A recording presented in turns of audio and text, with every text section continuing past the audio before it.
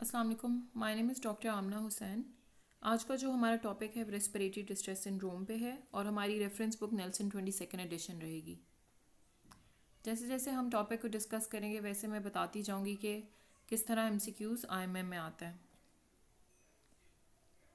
अगर हम इंसिडेंस की बात करें तो incidence is inversely related to gestational age and birth weight. मतलब जितने ज़्यादा जेस्टेशनल एज होगी, जितना ज़्यादा बर्थ वेट होगा, उतना ही कम चांस होंगे कि न्यूनेट को रेस्पिरेटरी डिस्ट्रेस सिंड्रोम हो। 60 to 80% ऑफ इन्फेंट्स जो कि लेस दैन 28 वीक्स में होंगे उनमें आरडीएस के चांसेस हैं।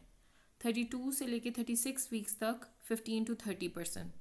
एंड इट्स वेरी रेयर जबकि जेस्टेशनल एज 37 वीक्स या इससे ज़्यादा हो। अब रिस्क इंक्रीज़ हो जाता है जब मेटरनल डायबिटीज़ हो, मल्टीपल बर्थ हो, सिजेरियन डिलीवरी हो, cold stress, prior affected infant हो। इस पर एक एमसीक्यू आया है कि मेटरनल डायबिटीज़ का सिनेरियो है, उसमें न्यूनेट को डिस्ट्रेस हो गया है जबकि उसकी gestational age around 35 to 36 weeks है। तो उसका आंसर फिर आरडीएस ही है because it increase the risk. और रिड्यूस अगर रिस्क है उसके अंदर pregnancy with hypertension, maternal opiate use और प्रोलॉन्ग्ड रप्चर ऑफ मेम्ब्रेन्स और एंटीनेटल कॉर्टिकोस्टेरॉइड प्रोफाइलेक्सिस। इसलिए हमेशा रिकमेंड किया जाता है कि एंटीनेटल कॉर्टिकोस्टेरॉइड दिया गया हो एक न्यूनेट को जिसका एक्सपेक्टेड हो कि इसको आरडीएस हो सकता है। और इसके ऊपर भी सिमिलरली एक एमसीक्यू है जिसके अंदर एक इन्फेंट है लेकिन उसकी मदर को पीआईएच है, तो ये रिड्यूस करता है रिस्क। अगर हम एटियोलॉजी और पैथोफिजियोलॉजी पे चलें तो primary cause as we all know it is surfactant deficiency, decrease production and secretion. What absence of surfactant causes? It will increase the alveolar surface tension and in return atelectasis would be formed. उससे क्या होगा? एटिलेक्टेसिस का मतलब है collapsed lung होंगे and because of that the neonate would not be able to maintain an adequate functional residual capacity. Then again if we apply the Laplace law, उससे ये होगा कि क्योंकि लंग एक्सपेंशन एडिक्वेटली और हेट्रोजीनियसली नहीं हो रही, उसकी वजह से एटिलेक्टिक एरियाज अनवेंटिलेटेड रह जाएंगे और ओवर डिस्टेंशन हो जाएगी वेंटिलेटेड रीजन्स की। सर्फेक्टेंट की डेवलपमेंट पे बात करते हैं कि फीटल लंग में बाय 20 वीक्स आ जाता है और अपेयर होता है amniotic फ्लूइड में बिटवीन 28 to 32 वीक्स और मेच्योर लेवल्स अचीव होते हैं आफ्टर 35 वीक्स ऑफ जेस्टेशन। अच्छा, इसमें ये चीज़ है कि इसमें आपको वाइवा में पूछा जा सकता है ये, या फिर आपको ये टॉक्स के स्टेशन में भी पूछा जा सकता है। और मेन कंपोनेंट्स जो हमारे पास सर्फेक्टेंट के हैं वो ये चार हैं। इस तरह का ऐसा कोई एमसीक्यू नहीं आया लेकिन आ भी सकता है क्योंकि आगे एक एमसीक्यू होगा, वो मैं आपको आगे बताऊंगी। तो आपने ये चार चीज़ें याद कर लेनी है कि इन चार चीज़ों में एपोप्रोटीन्स, कोलेस्ट्रॉल, फॉस्फेटिडाइल ग्लिसरील एंड लेसिथिन, इन चार चीज़ों में से मतलब इसकी कॉम्पोजिशन ये चार चीज़ों पे होती है। फिर अगर हम आगे चले, ये एमसीक्यू आया हुआ है कि synthesized and stored in type 2 alveolar cells. ये एफसीपीएस पार्ट 2 के एग्ज़ाम में आया था और उसका आंसर फिर आपने याद रखना है कि टाइप 2 एल्वियोलर सेल्स में ये सिंथेसाइज होता है। Then it is release into the alveoli, it will cause reduce surface tension and stabilize, and that will in return will stabilize alveoli at end expiration. Synthesis depends on normal pH, temperature and perfusion. Asphyxia, hypoxaemia, ischaemia, hypovolaemia, hypotension and cold stress, इन सारी वजूहात की वजह से भी surfactant की synthesis कम हो सकती है। विद अगर एक प्रीमेच्योरिटी रिस्क फैक्टर है तो आपने ये चीज़ें भी याद रखनी है कि इनकी वजह से भी सर्फेक्टेंट सिंथेसिस कम हो सकता है। हाई ऑक्सीजनेशन और mechanical ventilation can injure epithelium further. तभी जब भी कोई प्रीमेच्योर इन्फेंट होता है इट इज़ रिकमेंडेड कि आप उसको सबसे लोएस्ट FiO2 विच इज़ 30% से आप स्टार्ट करते हैं ताकि ये फर्दर इंजर्ड ना करे एपिथेलियम को, और उससे क्या होगा कि सर्फेक्टेंट की सिक्रीशन और डिक्रीज़ होगी। पैथोजेनेसिस पे हम आ जाएं।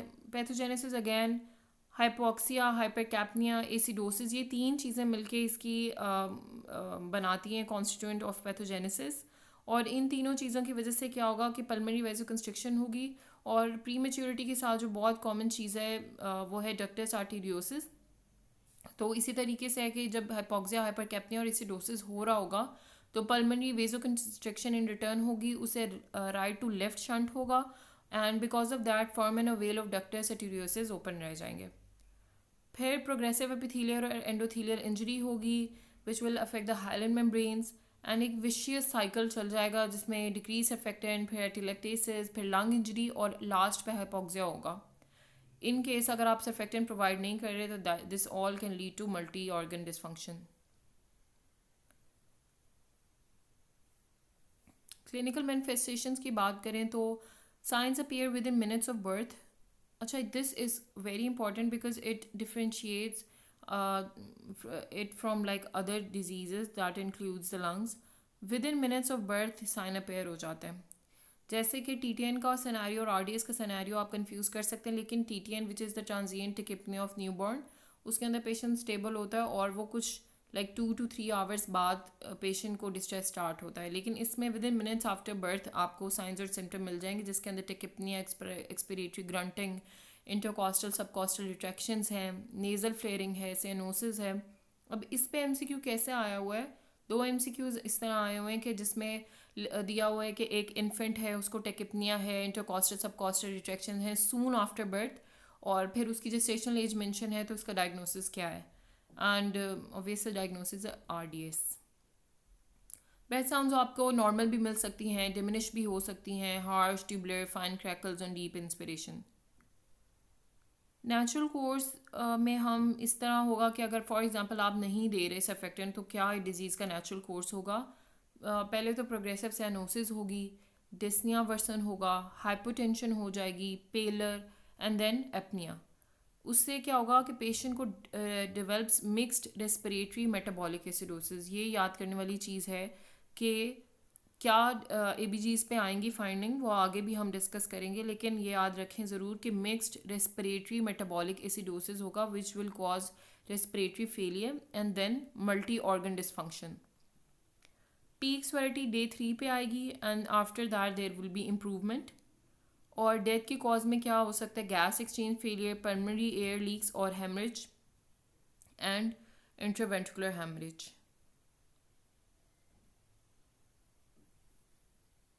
How will you make the diagnosis? Clinical course, chest x-ray and blood gases. Chest x-ray इस पे एक एमसीक्यू है कि चेस्ट एक्सरे पे क्या फाइंडिंग होंगी। उसमें एयर ब्रोंकोग्राम्स और डिफ्यूज फाइन रेटिकुलर ग्रैनुलरिटी, जिसको हम कॉमनली ग्राउंड ग्लास अपीयरेंस कहते हैं। ये इस पे 2 या 3 एमसीक्यूज़ हैं कि चेस्ट एक्सरे में या तो ये लिखा होगा कि चेस्ट एक्सरे में फाइंडिंग क्या होंगी, या फिर ये कि एयर ब्रोंकोग्राम्स हैं चेस्ट एक्सरे में और ग्राउंड ग्लास अपीयरेंस है तो इसका डायग्नोसिस क्या है।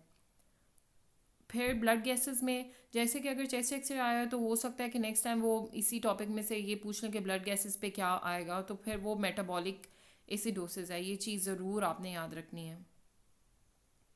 Differential diagnosis they are important for your talk station, या फिर आगे इंशाल्लाह मतलब खैर ये तो अभी आईएमएम के प्रिपरेशन करें, इसमें तो कोई ऐसा शॉर्ट केस लॉन्ग केस नहीं होगा, लेकिन ये टॉक्स में आपको हेल्प करेगा। डिफरेंशियल में हमारे पास आपने याद रखना है अर्ली ऑनसेट सेप्सिस हो सकता है, TTN transient tachypnoea of the newborn, congenital heart disease हो सकती है, एस्पिरेशन सिंड्रोम हो सकता है, pneumothorax, pleural effusion, congenital anomalies. 2 MCQs pneumothorax पे भी हैं क्यू बैंक में और उनका भी सिनेरियो सिमिलर है, लेकिन ये है कि वो उसके ऑप्शंस में आरडीएस, एक में आरडीएस नहीं है और एक में नीमोथोरिक्स उसका आंसर है। वो आपको मैं लास्ट पे दिखाऊंगी, उसमें से आप प्लीज़ एक दफ़ा ज़रूर क्यू बैंक में इसको पढ़ लें। जेनेटिक कॉजेज़ में हमारे पास ये म्यूटेशन हो सकती हैं जो कि सर्फेक्टेंट के कॉन्स्टिट्यूएंट्स हैं, उनकी ही म्यूटेशन होती है जिसकी वजह से स्वेयर फमीलियल आरडीएस हो सकता है।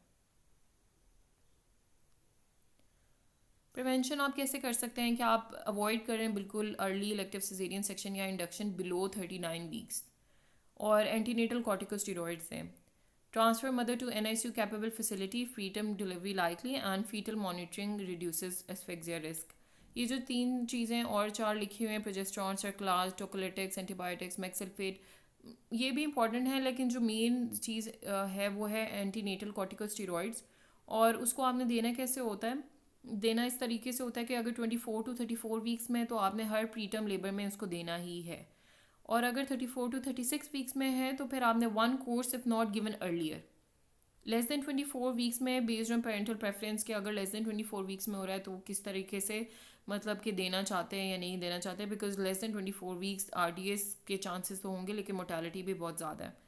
Repeat dose once if more than 14 days since last course if the patient is less than 34 weeks. And definitely avoid multiple repeats of giving corticosteroids because that can cause decreased birth weight and problem in myelination and lung growth. Treatment आप क्या करेंगे? Oxygen provide करेंगे, thermoregulatory, circulatory, fluid, electrolyte and respiratory support देंगे, continuous monitoring करेंगे because chest x-ray और blood gases पे आपको अंदाज़ा होगा कि if you are giving surfactant and if you are giving oxygenation तो कितना फ़र्क आ रहा है. एम्पिरिकल एंटीबायोटिक ज़रूर स्टार्ट करें जिसमें हमारे पास एम्पिसिलिन और अमाइनोग्लाइकोसाइड है unless and until you have proved के सेप्सिस नहीं है. And the most important is nasal CPAP. Warm humidified oxygen. You have to maintain a partial pressure of oxygen at 50 to 70. ये please याद रखें, ये MCQ आ सकता है इसमें से बिल्कुल कि 50 to 70 आपने mercury of mm of Ag आपका आएगा और उसमें आपने SpO2 का टारगेट रखना है 91 to 95%. ना 91 से कम और ना 95% से ज़्यादा, बिकॉज अगर आप 95% से ज़्यादा रख रहे हैं तो आप उसको फ्री रेडिकल थेरेपी करवा रहे हैं because of oxygen and it can cause further damage. अगर डिस्ट्रेस परसिस्ट कर रहा है तो आप NCPAP नेज़ल CPAP देंगे. ये भी MCQ है. 5 to 8 centimetre of H2O. Please इसको याद रखें, इसको भी और इसको भी कि आपने कितना पार्शियल प्रेशर ऑफ ऑक्सीजन रखना है. बेनिफिट्स इसके क्या हैं? प्रिवेंट एल्वियोलर कोलैप्स, इम्प्रूव एवर्सी एंड ऑक्सीजनेशन. और you have to start it early because it will decrease the risk for mechanical ventilation. हमारे पास 2 alternatives हैं जो कि दोनों ही शायद पाकिस्तान में अवेलेबल नहीं है. हो सकता है शिफा या आगा खान में हो लेकिन हमारे पास नहीं है, यूजुअली नहीं होते, तो फिर इस पे हमें वो करने की ज़रूरत नहीं है. And patient usually improves after 72 hours of therapy and you can then wean the patient off. फिर हमारे पास आता है कि सर्फेक्टेंट रिप्लेसमेंट थेरेपी के मतलब कैसे देनी है, उसके इमीडिएट इफेक्ट्स क्या होंगे. एक तो ऑक्सीजन ग्रेडियंट को इम्प्रूव करेगा. जैसे हमने पहले पढ़ा था कि लंग कंप्लाइंस डिक्रीज़ हो जाती है, उसकी लंग कंप्लाइंस को इंक्रीज़ करेगा. रेडियोग्राफ पे इम्प्रूवमेंट आएगी. और अगर आप NCPAP प्लस अर्ली सर्फेक्टेंट दे रहे हैं तो they are equally effective, but you have to start NCPAP as soon as possible. अगर फेलियर हो रहा है, रेस्पिरेटरी फेलियर डेवलप हो रहा है, जैसे हमने पहले पढ़ा है कि मेटाबॉलिक एसिडोसिस आ रहा है और फर्दर उसके बाद फिर फेलियर डेवलप हो रहा है, तो आपने इंट्यूबेट करना है और एडमिनिस्टर करना है सर्फेक्टेंट, जो कि हम इंश्योर थेरेपी से करते हैं. And if you delay it is only going to worsen the outcome, जिसमें एयर लीक्स हो जाएंगे, पेशेंट में develop BPD and there is an increase risk of mortality. And you can only redose every 6 to 12 hours only in like 2 to 4 times.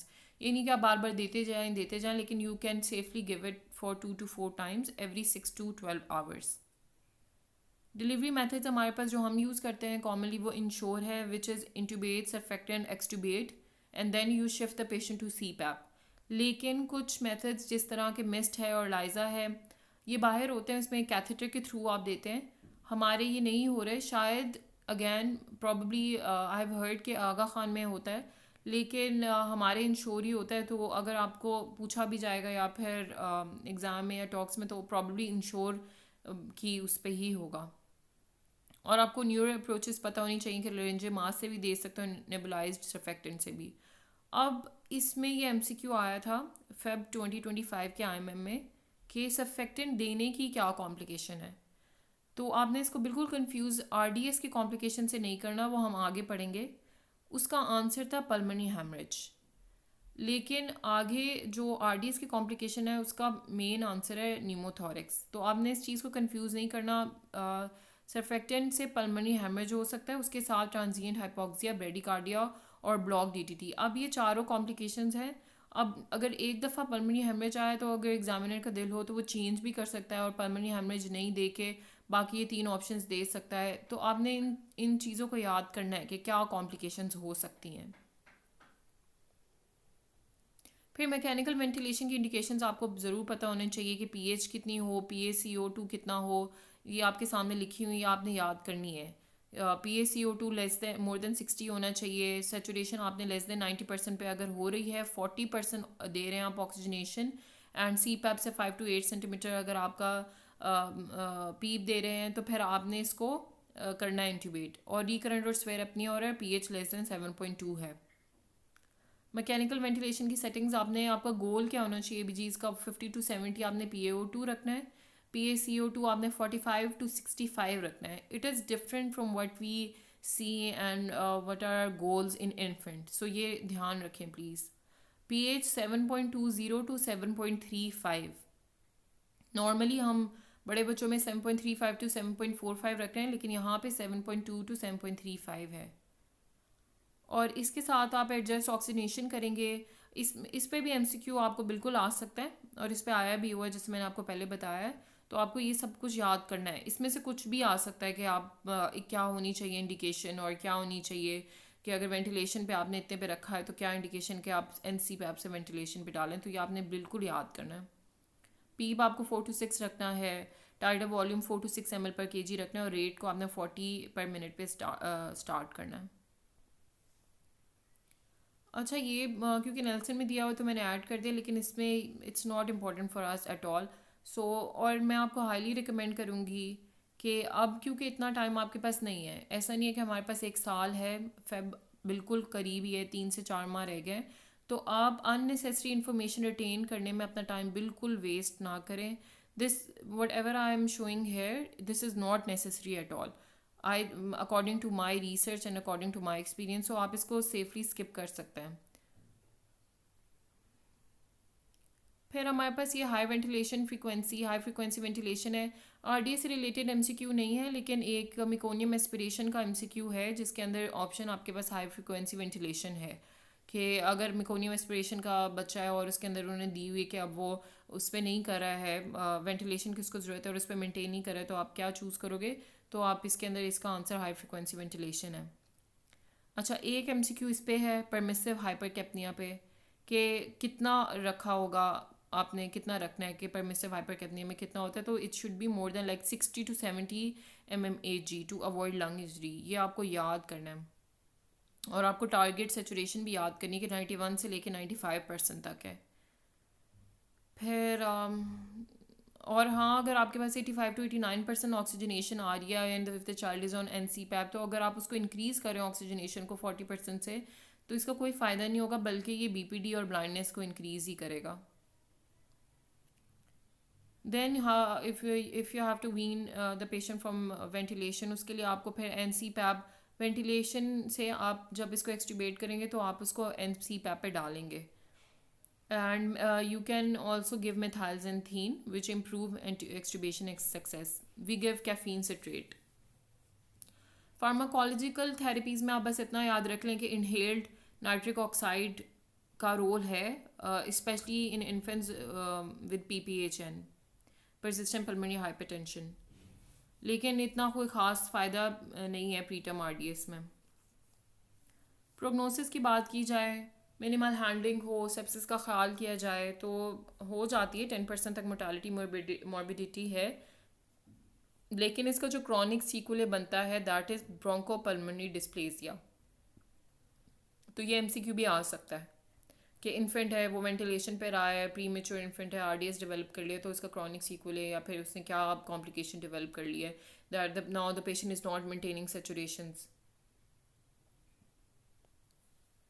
Complications, अब ये RDS की complication है, और इसमें इस तरह MCQ आ सकता है कि RDS की क्या कॉम्प्लिकेशन है, मतलब आपको सिनेरियो दिया होगा, ऐसा नहीं होता कि आपको ऐसे पूछा होगा RDS की क्या कॉम्प्लिकेशन है, नहीं, आपको सिनेरियो दिया होता है जो मैंने आपको क्लिनिकल मैनिफेस्टेशंस बताई हैं, और उसकी बेसिस पे पहले आपने जज करना होता है कि अच्छा ये इसका डायग्नोसिस है, और उस फिर फिर पूछा होता है कि इसकी क्या कॉम्प्लिकेशन है, तो उसके अंदर उसका आंसर जो अभी हमारे पास MCQs रिपीट हो रहे हैं उसमें नीमोथोरेक्स है, पर आपको बाकी भी याद होने चाहिए। अगेन एग्जामिनर पे है वो, अगर आपको नीमोथोरेक्स नहीं ऑप्शन में दे रहा और न्यूमोमीडियास्टिनम दे रहा है, तो you have to pick the correct one, so आपको याद करने हैं। फिर इंट्यूबेशन की कॉम्प्लिकेशन लिखी हुई है, उसमें airway injury, ventilator associated pneumonia obstruction, सब ग्लॉटिक स्टेनोसिस फ्रॉम प्रेशर इंजरी, या आपको शायद क्यू बैंक की न्यूनेटोलॉजी में नाम मिले, लेकिन ये आगे रेस्पिरेटरी सिस्टम में दिया हुआ है, subglottic stenosis from pressure injury. अच्छा, अब ये एमसीक्यूज़ हैं, आप इसको नोट डाउन कर लें, आप इसकी पिक्चर ले लें, स्क्रीनशॉट ले लें, जो कि क्यू बैंक में दिए हुए हैं, which are related to RDS. अब ये नहीं है कि आप सिर्फ क्यू बैंक ही करें, आपने इसको लेक्चर को जैसे आप सुनना है उसके बाद आप इसके एमसीक्यूज़ करें ताकि ब्रेन स्टॉर्मिंग होती रहे। And I would highly recommend कि आप इन ऐसा नहीं हो कि आप इसी पे पूरे डिपेंडेंट हो जाएं, आप अपनी भी एक दफ़ा नेल्सन से उसको स्टडी करें, क्योंकि जो मैंने आपको अभी ये सारी प्रेजेंटेशन बताई, इट्स अ समराइज्ड वर्जन, और उसमें वैसे कुछ मिसिंग नहीं है। फिर भी आप ज़रूर अपना नेल्सन से एक दफ़ा पढ़ें, फिर आप इधर से इसको लेक्चर को अटेंड करें और उसके बाद फिर आप एमसीक्यूज़ करें। कभी भी आप एमलेसली मतलब पढ़ते मत रहें, उससे फिर आपको कुछ याद नहीं रहता और आपका दिमाग वायर नहीं हो पाता इस लिहाज से कि ये एससीक्यू पेपर नहीं है, एमसीक्यू पेपर है, या ये कोई वाइवा नहीं है। तो अगर आप ऐसे करेंगे तो आपकी इसमें टॉक्स में भी बहुत ज़्यादा हेल्प हो जाएगी। तो इंशाल्लाह बाकी दूसरे टॉपिक्स हम नेक्स्ट सेशन में करेंगे। Thank you so much.